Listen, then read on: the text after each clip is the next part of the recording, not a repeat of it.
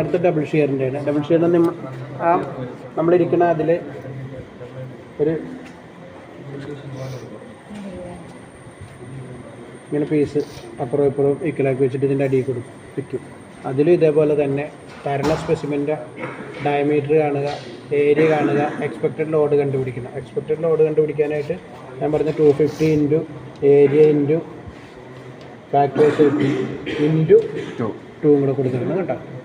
Shear ആയതുകൊണ്ട് ആ specimen അതിൻ്റെ ഉള്ളിൽ വെക്കും, ഇതിൻ്റെ അടിയിൽ വെക്കും. എന്നിട്ട് നേരെ ഇങ്ങനെ താഴ്ത്തി കഴിഞ്ഞാൽ ഡൗൺ ചെയ്ത് കഴിയുമ്പോൾ അത് താഴെ വന്ന് മുട്ടും. അതിലെന്താ ചെയ്യണമെന്ന് എക്സ്പെക്റ്റഡ് ലോഡ് കണ്ടുപിടിച്ചിട്ടുണ്ട്. നമ്മളൊരു കണ്ടുപിടിച്ചപ്പോൾ നമുക്കൊരു 150 കിലോ ന്യൂട്ടനൊക്കെ കിട്ടിയെന്ന് നോക്കുക. നമ്മൾ ഇതിലും അതേപോലെ തന്നെ റേഞ്ച് 0 to 200 മതി. എന്നിട്ട് 200 ആണെങ്കിലും ഈ നീഡിൽ കറങ്ങി എപ്പോഴും അല്ല അതിൻ്റെ നമുക്കിവിടെ കൊടുക്കുന്നത് 12 mm ഡയയുടെ ഇതാണ് കൊടുക്കുന്നത്, അതിൻ്റെ ഉള്ളിൽ വെക്കണം. അതുകൊണ്ട് ഒരു 100-105 അപ്പുറം പോവില്ല. അതിനുള്ളിൽ ഇത് ബ്രേക്ക് ചെയ്ത് കഴിഞ്ഞാൽ 3 പീസായിട്ട് ഒടിയും. ഈ ആ സ്പെസിമെൻ വെക്കണ ആ ഒരു ഇതില്ല, അതിൻ്റെ ഉള്ളിൽ ഒരെണ്ണം ഇരിപ്പുണ്ടാവും. ഇതിങ്ങനെ നീഡിൽ കറങ്ങി ഏതെങ്കിലും ഒരു പർട്ടിക്കുലർ പോർഷനിൽ വരുമ്പോൾ നമ്മൾ മാർക്ക് ചെയ്യുക.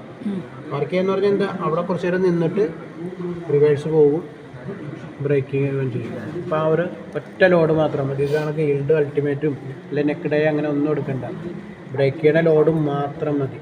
പിന്നെ എന്താ ചെയ്യേണ്ടത്, ആ സ്പെസിമെൻ അതിൻ്റെ അകത്ത് നിന്ന് ഊരിയെടുത്താൽ മതി. 3 ഇതായിട്ടുണ്ട്. ഞാനിപ്പോൾ അതിനകത്ത് സ്പെസിമെനൊന്നും വെച്ചിട്ടില്ല, ചെറുതല്ല ഇങ്ങനെ വയ്ക്കും. ഇതിൻ്റെ താഴെ ഒരു ഹോളുണ്ട്, അതിന് നേരെ വരും. ഈ മെഷീൻ ഡൗൺ ചെയ്ത് താഴ്ത്തും.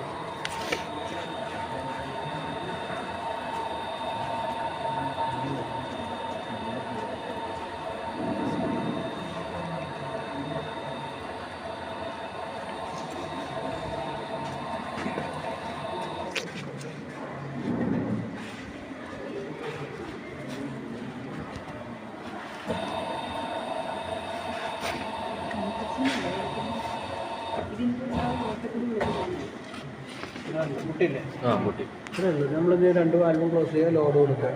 ലോഡ് കൊടുത്ത് കഴിയുമ്പോൾ നമ്മൾ അകത്ത് വെച്ചേക്കുന്ന സ്പെസിമെൻ ബ്രേക്ക് ആവുന്നതാണ്. ഇത്രയിൽ ബ്രേക്ക് ആവാത്ത 2 അടച്ചിട്ടാണ് ചെയ്യുന്നത്. 2 വാൽവ് ക്ലോസ് ചെയ്തിട്ടാണ് നമ്മൾ ഓൺ ചെയ്യുന്നത്.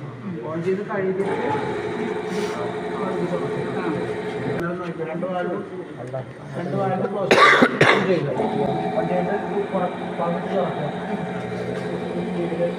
ഒന്നുമില്ലെങ്കിൽ അതിൽ ലോഡ് വരുന്നത് ചെയ്യും.